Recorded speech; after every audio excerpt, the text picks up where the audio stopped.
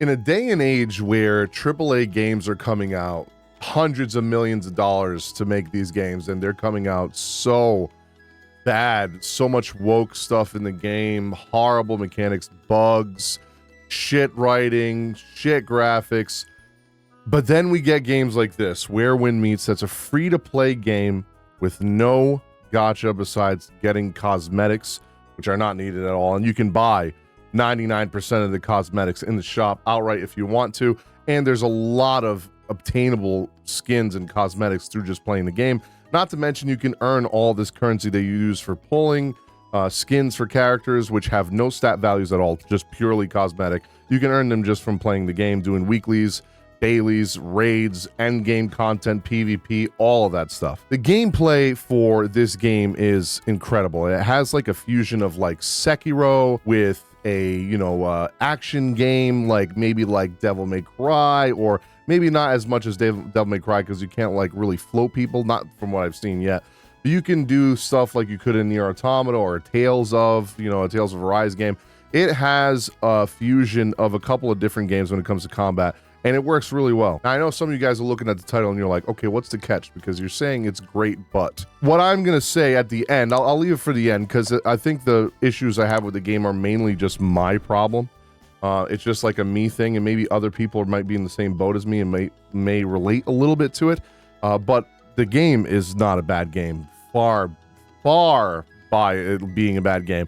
It is probably one of the best free-to-play games that we've gotten in a very, very long time. The open world is absolutely beautiful. Traversal is really, really fun. You got a set of different mounts. You can use martial arts, like skills that you can get from side quests or gods and other teachers that can teach you to use your wuxia abilities to just soar through the sky like a Chinese god from the mythology and lore of Chinese, mythology. And it's actually incredible how beautiful this game looks for being free to play. Everything in the game is heavily Chinese influenced. Obviously, it's made by a Chinese company. Here's the thing, like Wuthering Waves also is a Chinese company, but not every area in that game looks Chinese. There's areas that look Roman. There's areas that look like Europe. There's areas that look like Japan. So it's like most of these gacha games, when they do stuff like this, they kind of try and look like different places when they do different regions. This game is China, right? This is like a Song Dynasty China. I played it about 12 hours on release, and towards the end, I started getting to the point where I'm like, man, I don't know if I'm not having fun or maybe I'm tired, because I did stay up the entire night to do a live stream very early in the morning, and then I only slept 4 hours, and then the release of the game came out, and I streamed for 12 hours straight. And then I played it a little bit more today, and I think my problem alone with the game is, while I did have fun initially while I was playing it, after I started getting really into, the exploration and side questing, because once you do your main story content, you hit a wall because they do gate you where they're like, hey, this is as much main story you can do on day one. I think they lock you that way so you don't progress super fast, so you can get farther ahead of everybody, because there's PvP in the game and stuff and raids and all that. So maybe it's to try and kind of balance it out so there's not people like max level end game like within a couple of days. So it's kind of breaking it up so people can't progress too far. I kind of hate that. It's an MMO. Let me play the goddamn game. Oh man, I hate that so much. So once I did hit that wall, I was just going around exploring, doing the side questing, trying to get new skills, all that.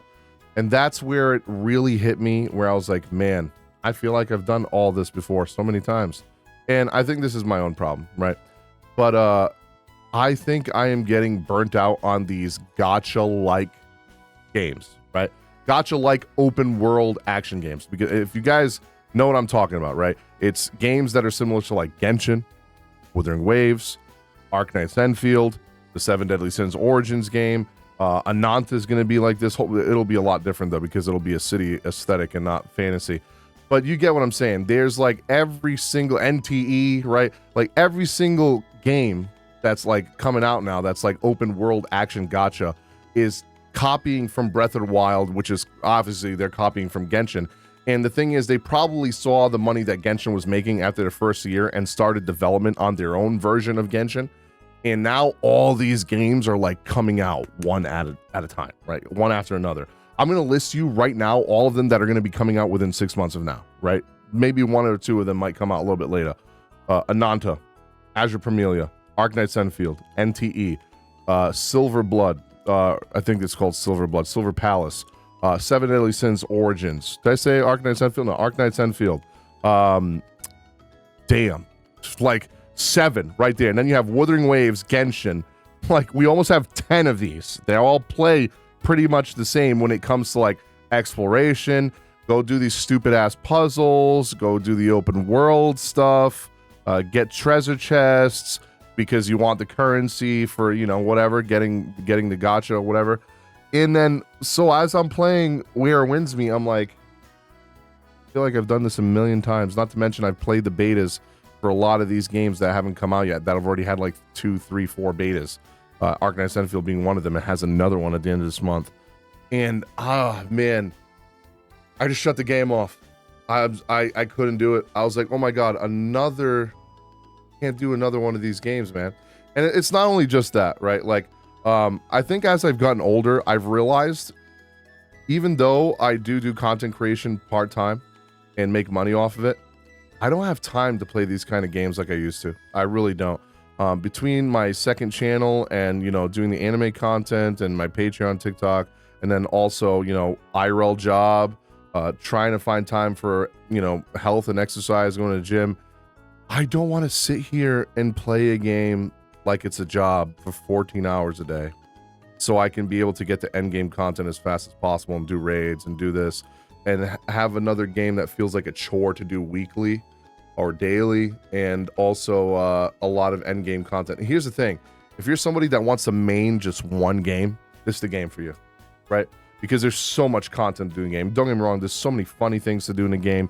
You can dude, the goose fight was funny as hell. I used the Tai Chi to just yeet him off into the water and you can instantly kill him. It's trying to figure out ways to kill that thing was so funny. But like fighting the chickens too. Like, there's so many funny things in the game, quirky things that a lot of devs don't do these days.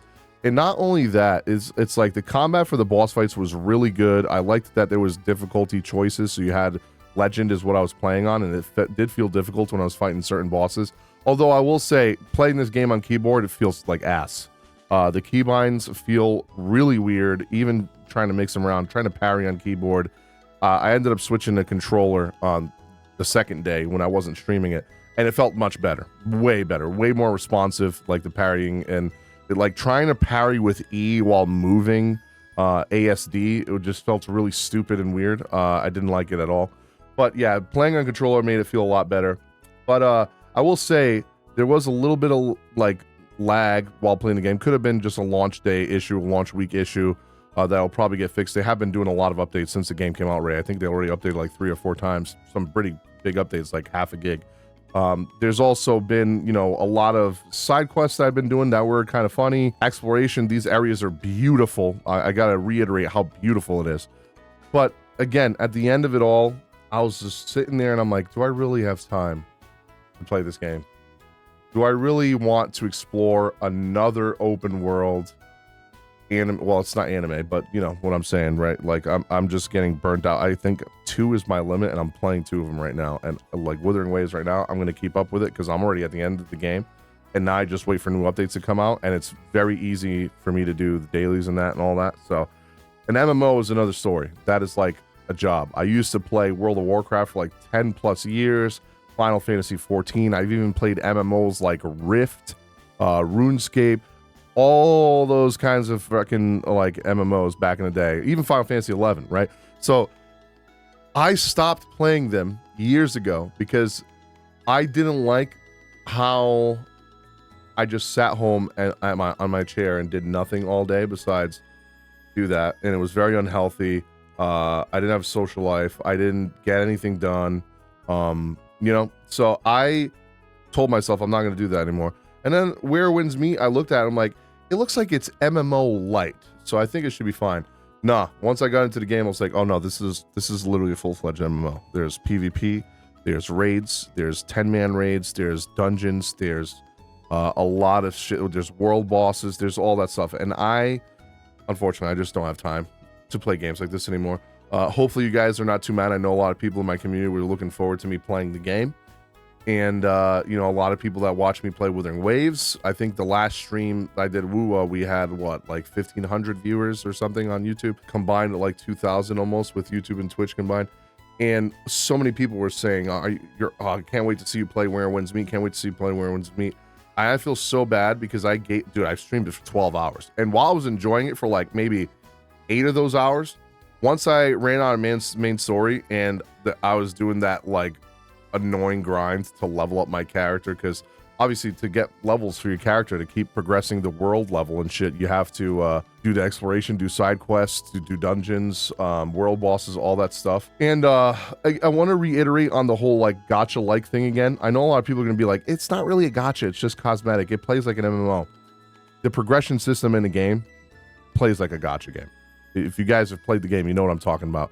The leveling up your weapons, the leveling up your skills, the leveling up your character, leveling up the gear slots, the overall progression. Like even like the world level thing was a Genshin thing, right? Like once you get to like account level 20, you can level up the world, and the enemies in the world are higher level and they drop better mats and shit like that, right? They have that in this game too. So like everything I was doing, and I will say I think the UI is awful in this game. It needs some work. It's too many menus. But as I kept playing the game, I was like, God, I feel like I'm playing another open world gacha game. I just can't do any more of these. So I don't know. I don't think I'm gonna come back to the game. I feel bad because I know a lot of people wanted me to play, wanted me to make a guild, wanted to do raids and all that stuff. I don't want to play a game like this for that long. That being said, I'm not saying the game's bad. It's just bad for me right now. I don't know why it got so dark in here. Holy shit. There was a lot more natural lighting when I started this video and the sun's going down. Unfortunately, I think I'm gonna have to skip out on this game. Let me know your guys' thoughts in the comments down below. I really did enjoy it. I tried giving it a fair shake, but I just do not want to know life an MMO anymore. It's going to be very rare if I ever get into an MMO again. This is also like why I don't really play shooters that much anymore. I play Arc Raiders every once in a while. I used to play Call of Duty and Battlefield every time, you know, a new one came out for a little bit, at least at first. As I like get older and I have so many more responsibilities and so many other things I want to do, I realize I don't want to have to sit at a desk and play a game for 12 hours a day to be better at it. So, you know, it feels good to play it, right? So yeah, MMOs and competitive shooters, I think I'm gone from that. I don't want to do that anymore. Let me know your thoughts in the comment section down below. Do you guys understand what I mean when I say like I'm getting kind of burnt out on these kind of games by playing too many of them in a row or too many at a time? And I know a lot of people are gonna say, oh, take a break and play a different game in between and then come back. I do that. That's exactly why I have the feeling of, yeah, I don't want to do this. Because like I'm playing like action games off stream, like, you know, Tales of Xillia, you know, Elden Ring, Night Rain, playing fucking Trails in the Sky remake. I'm playing multiple different genres of game. I'm playing Ball Pit, right? I'm playing multiple other genres of games. I don't think I just really care for open world games anymore like that. So one or two is more than enough for me, and Where Winds Meet I don't think is going to fit on that roster of them.